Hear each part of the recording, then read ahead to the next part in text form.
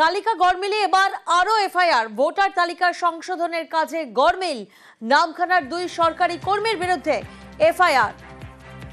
প্রতিনিধি সোমরাজ এই মুহূর্তে আমাদের সঙ্গে রয়েছেন। সোমরাজ, বিস্তারিত জানাবে।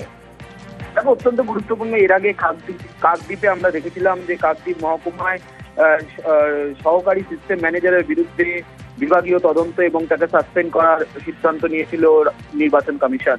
এবার নামখানা ব্লকের 2 সরকারি আধিকারিকের বিরুদ্ধে এফআইআর করেছে নির্বাচন কমিশন। যেটা সূত্র মারফত জানা যাচ্ছে, ভোটার তালিকা সংশোধনের কাজে গড়মিলের অভিযোগ আসে এবং তারপরেই দেখা যায় যে অভিযোগ আসছে সেই অভিযোগের প্রেক্ষিতে সত্যতা প্রমাণিত হয় এবং তারপরেই 2 সরকারি আধিকারিকের কর্মচারীর বিরুদ্ধে এফআইআর করেছে রাজ্যের মুখ্য নির্বাচনী আধিকারিকের দপ্তর। একজন নামখানা বিধানসভা কেন্দ্রের অধীনে ক্লাস হিসাবে কাজ করেন, আর একজন ওই বিধানসভা কেন্দ্রেই সমবায় দপ্তরের ইন্সপেক্টর হিসেবে কাজ করেন।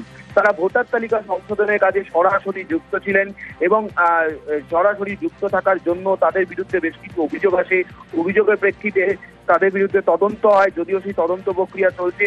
কিন্তু আজই রাজ্যের মুখ্য নির্বাচনী আধিকারিকের দপ্তর ওই 2 কর্মীর বিরুদ্ধে ইতিমধ্যে এফআইআর করেছে এবং এফআইআর করার পাশাপাশি তাদের বিরুদ্ধে তদন্ত প্রক্রিয়াও শুরু হয়েছে। গোটা তদন্তটি প্রক্রিয়াটি করছে দক্ষিণ 24 পরগনা জেলা শাসক তথা দক্ষিণ 24 পরগনা জেলা ডিস্ট্রিক্ট ইলেকশন অফিসার। ইতিমধ্যেই গোটা বিষয়টি জাতীয় নির্বাচন কমিশনকেও জানানো হয়েছে।